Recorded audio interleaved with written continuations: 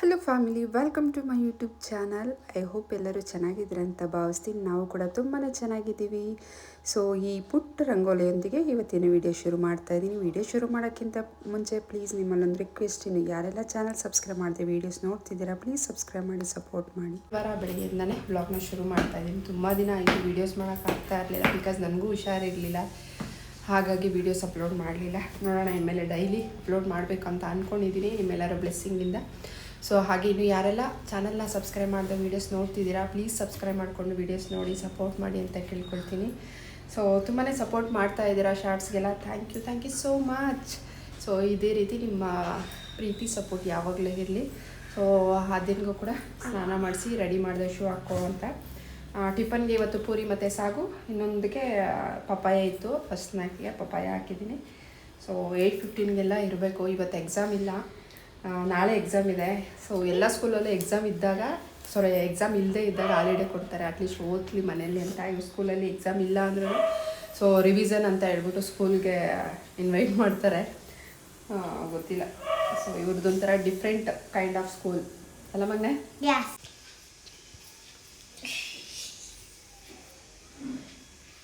ಹೇಗೆ ಹಾಕೋ ತಲೆ ಬಸ್ತೀನಿ, ಟೈಮ್ ಆಯಿತು.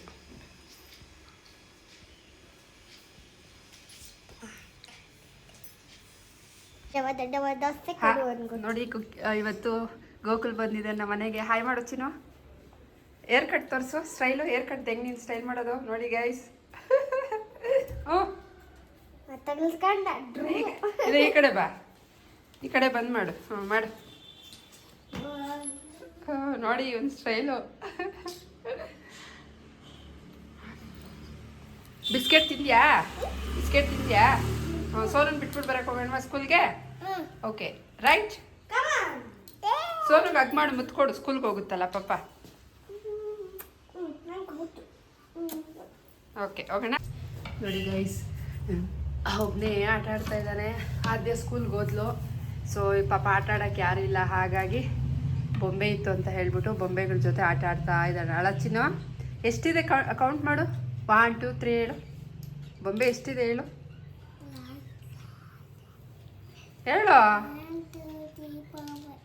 5 ಅಷ್ಟೇನಾ? ಚಪಾತಿ ತಿಂತೀಯಾ? ಅಪ್ಪಾಚಿ ಮಾಡ್ಕೊಡ್ಲಾ? ತಿಂತೀಯಾ? ಸೊ ನೋಡಿ, ಇವರು ತಮ್ಮ ಪಾಪ ಹುಟ್ಟಿತು. 15 ಡೇಸ್ 10 ಡೇಸ್ ಆಗಿರಬೇಕು ಹುಟ್ಟಿ. ಸೊ ಹೆಂಗಳ್ತದಂತ ತೋರಿಸ್ತಾನೆ. ತೋರ್ಸೋಕೆ ಹೋಗಿ ಹೆಂಗಳುತ್ತೆ ಪಾಪು ಹೇಳು.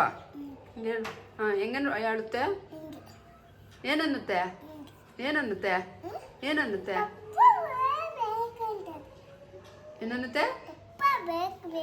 ಪಪ್ಪ ಬೇಕಂತ ಅವ್ರ ಅಪ್ಪನ ಕೇಳ್ತದಂತೆ ಇವಾಗಲೇ. ನೋಡಿ, ನೀವೆಲ್ಲಾದ್ರೂ ನೋಡಿದ್ದೀರಾ? 10 ದಿನ ಮಗು ಅಪ್ಪನ ಕೇಳುತ್ತಾ?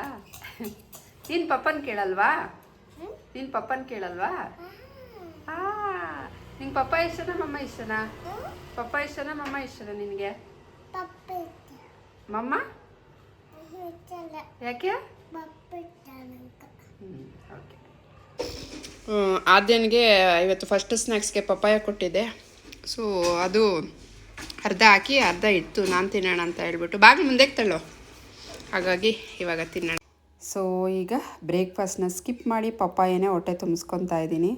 ಸೊ ಪಪ್ಪಾಯ ಅಂತೂ ಆನ್ಲೈನಲ್ಲಿ ತೊಗೊಂಡಿದ್ದು. ನಾನು ಅಂದ್ಕೊಂಡೆ ಸಪ್ಪೆ ಇರುತ್ತೆ, ಬಿಕಾಸ್ ಚಿಕ್ಕದು ತೊಗೊಳ್ಳೋದು ಆದ್ಯನ ಟಿಫನ್ಗೆ ವೇಸ್ಟ್ ಆಗುತ್ತೆ ಅಂತ ಹೇಳ್ಬಿಟ್ಟು. ಇವತ್ತು ಸ್ವಲ್ಪ ಕ್ವಾಂಟಿಟಿ ದಪ್ಪದಾಗೆ ಇತ್ತು. ನಾನು ಅಂದ್ಕೊಂಡೆ ಸಪ್ಪೆ ಇರುತ್ತೆ, ಚೆನ್ನಾಗಿರೋದಿಲ್ಲ ಅಂತ. ಬಟ್ ಎಷ್ಟು ಸ್ವೀಟಾಗಿತ್ತು ಅಂದರೆ ಸಖತ್ತಾಗಿತ್ತು ಸ್ವೀಟು.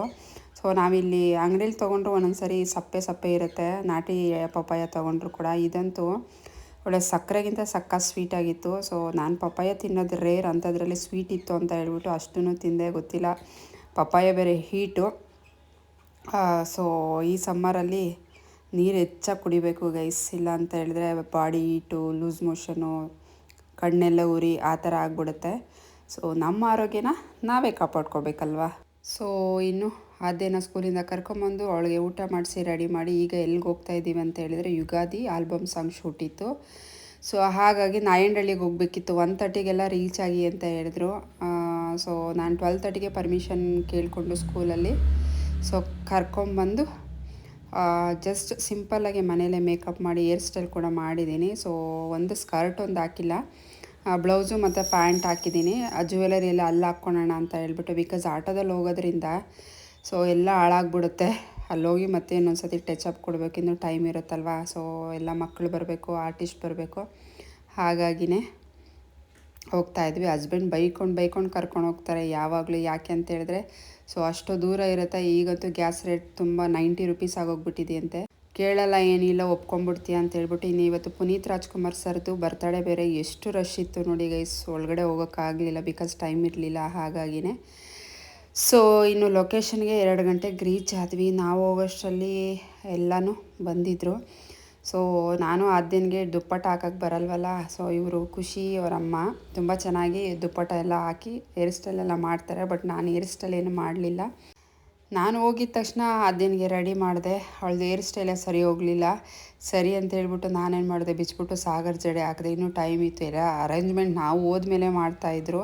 ಸೊ ಇನ್ನು ಮಕ್ಕಳ ಜೊತೆ, ಮಕ್ಕಳು ಬೇರೆ ಹತ್ರ ಗೊತ್ತಲ್ಲ, ನಮ್ಮ ಮಾತೇ ಕೇಳೋದಿಲ್ಲ. ಸೊ ಬಾ ರೆಡಿ ಮಾಡ್ತೀನಿ ಅಂದರು, ಬೇಡ ಅಂತ ಆಟದ ಕಡೆನೇ ಗಮನ. ಬಿಕಾಸ್ ಇಲ್ಲಿ ಮನೇಲಿ ಒಬ್ಬಳೇ ಇರ್ತಾಳಲ್ವ, ಯಾರಾದರೂ ಒಬ್ಬರು ಸಿಕ್ಬಿಟ್ರೆ ಸಾಕು ಅವಳಿಗೆ. ಸೊ ಹೇಳಿದ ಮಾತೇ ಕೇಳೋದಿಲ್ಲ. ಎಲ್ಲ ಮಕ್ಕಳು ಅದೇ ಥರನೇ ಅಂತ ಅನಿಸುತ್ತೆ. ಸೊ ಇನ್ನು ಅವ್ರು ರೆಡಿ ಮಾಡೋಷ್ಟರಲ್ಲಿ ಸ್ಟೆಪ್ಸ್ ಎಲ್ಲ ಹೇಳ್ಕೊಡ್ತೀನಿ ಅಂತ ಹೇಳ್ಬಿಟ್ಟು ಸೊ ಡೈರೆಕ್ಟರ್ ಆದಂಥ ಗೌತಮ್ ಸರು 3 ಮಕ್ಕಳನ್ನೂ ಕರೆದು ಸ್ಟೆಪ್ಸ್ ಎಲ್ಲ ಹೇಳ್ಕೊಡ್ತಾಯಿದ್ದಾರೆ. ಇವ್ರು ಹೇಗೆ ಗೊತ್ತು ಅಂತ ಹೇಳಿದ್ರೆ ಪಂಚರತ್ನಗಳು ಮೂವಿ ಡೈರೆಕ್ಟರ್ ಇವರು. ಹಾಗಾಗಿ ಅದರಲ್ಲಿ ಮಾಡಿರೋ 2 ಮಕ್ಕಳನ್ನ ಇನ್ವೈಟ್ ಮಾಡಿದರು. ಸೊ ಅಂದರೆ ಹೆಣ್ಮಕ್ಳನ್ನ. ಸೊ ಲೆಫ್ಟ್ ಸೈಡು ಮತ್ತು ಮಧ್ಯೆ ಇರೋದು ಅವರಿಬ್ಬರು. ಈ ಕಡೆ ರೈಟ್ ಸೈಡ್ ಇರೋ ಹುಡುಗಿ ಹೆಸರು ಖುಷಿ ಅಂತ ಹೇಳಿಬಿಟ್ಟು. ಸೊ ಗೌತಮ್ ಸರ್ ಹೇಳಿದ್ರು ನನಗೆ, ಯಾರಾದರೂ ಮಕ್ಕಳನ್ನಿದ್ರೆ ಬರೋಕ್ಕೆ ಹೇಳಿ, ಚೆನ್ನಾಗಿರುತ್ತೆ ಜಾಸ್ತಿ ಜನ ಇದ್ದರೆ ಅಂತ ಹೇಳ್ಬಿಟ್ಟು. ಹಾಗಾಗಿ ಅವರಮ್ಮ ಯಾವಾಗಲೂ ಕೇಳ್ತಿದ್ರು, ಯಾವುದನ್ನಿದ್ರೆ ಹೇಳಿ ಅಂತ ಹೇಳ್ಬಿಟ್ಟು. ಸರಿ ಅಂತ ಹೇಳಿ ಟಕ್ ಅಂತ ನೆನಪು ಬಂತು.